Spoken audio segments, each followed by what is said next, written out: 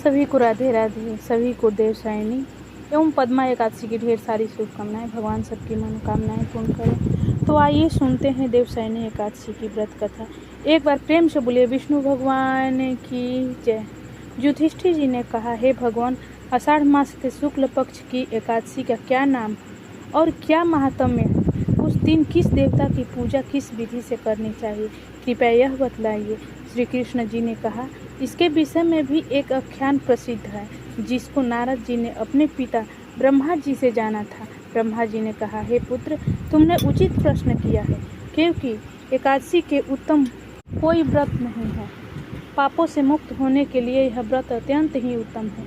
जो मनुष्य इस व्रत को नहीं करते हैं, वे अवश्य ही नरक के भोग के अधिकारी होते हैं। अब आषाढ़ मास की शुक्ल पक्ष की एकादशी का महत्व ध्यानपूर्वक सुनो।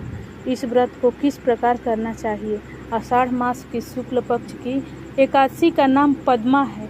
इस व्रत के करने से भगवान अत्यंत ही प्रसन्न होते हैं। यह कथा पौराणिक है, जिसके सुनने और कहने से घोर पाप से भी छूट जाते हैं। इसे देवसायनी एकादशी भी कहा जाता है।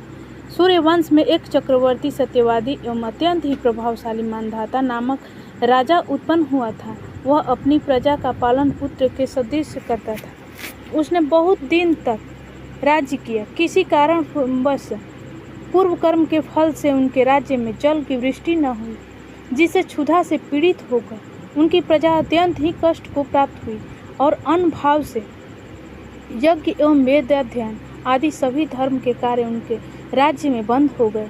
कुछ काल के उपरांत क्षुधा से व्याकुल प्रजाजन आपस में सम्मति करके राजा के पास गए और हाथ जोड़कर बोले, अत्यंत ही नम्रता के साथ उनसे कहा, हे महाराज, सभी सृष्टि का मूल कारण वर्षा न होने की आपकी सारी प्रजा क्षुधा से व्याकुल होकर तड़प रही है। हे राजन, अब आप कोई ऐसी युक्ति करिए जिससे सभी प्रजा के कष्ट से निवृत्ति हो जाए। इस प्रकार प्रजा के दीन वचनों को सुनकर राजा ने कहा, आप सब लोग सत्य ही कह रहे हैं। अन्न उत्पन्न होने का मूल कारण वर्षा ही है, जिसके न होने पर ही आप लोगों को इस प्रकार कष्ट उठाना पड़ रहा है। यह दोष बिना राजा की त्रुटि से उत्पन्न नहीं होता, परंतु मैंने बहुत विचार करके देखा है कि मेरी किस त्रुटि से आप लोगों को यह कष्ट सहना पड़ रहा है, परंतु मेरी समझ में कुछ नहीं आती। तब मैं इस कष्ट के निवारण करने के हेतु प्रयत्न ही करूँगा। इस प्रकार प्रजा को समझाकर राजा ने प्रेम पूर्वक पूजन किया और कुछ मनुष्यों को साथ लेकर वन को चला गया। वहाँ पर राजा ब्रह्मर्षियों के आश्रम में घूमने लगा। एक दिन घूमते घूमते ब्रह्मपुत्र अत्यंत ही प्रतापी और तेजस्वी महर्षि अंगिरा के आश्रम पर जा पहुँचा। वहाँ पहुँचकर राजा ने अपने वाहनों को त्याग कर उनके निकट गया और हाथ जोड़कर महर्षि को प्रणाम किया। महर्षि भी राजा को स्वास्थ्य वाचन पूर्वक आशीर्वाद देकर उनका कुशल मंगल ज्ञात किया और आने का कारण पूछा। तब राजा ने कुशल मंगल कहने के पश्चात अपने आने का कारण कहा, हे महाराज, मैं धर्म पूर्वक सुचारू रूप से अपनी प्रजा का पालन पुत्रव्रत करता था, परंतु नहीं मालूम मेरे पूर्व कर्म के किस पाप के कारण मेरे राज्य में 3 वर्षों से बराबर वर्षा नहीं हो रही है, जिससे मेरी प्रजा अत्यंत ही कष्ट भोग रही है। यही पूछने के निमित्त और अपनी प्रजा को कष्ट से छुड़ाने के लिए आपके पास आया हूँ। राजा की इस कष्टपूर्ण बात को सुनकर महर्षि जी ने कहा, राजन, यह युग सर्व युगों में श्रेष्ठ है, कारण कि इस युग में धर्म 4 पदों से वर्तमान। इसमें तपस्या आदि धर्म कार्य ब्राह्मण ही कर सकते हैं, अन्य जाति नहीं कर सकती। इस समय तुम्हारे राज्य में एक शूद्र घोर तपस्या में कटिबद्ध है। इसी दोष के कारण तुम्हारे राज्य में वर्षा नहीं हो रही है। अतः अपने राज्य और अपनी प्रजा के कल्याण के लिए उस शूद्र तपस्वी का वध कर दीजिए। राजा ने कहा, हे मुनि जी, इस प्रकार निरपराध शूद्र तपस्वी को मैं भी मारने में असमर्थ हूँ। अस्तु आप और कोई दूसरी युक्ति बतलाइए, जिससे मेरे राज्य का कष्ट मिट जावे।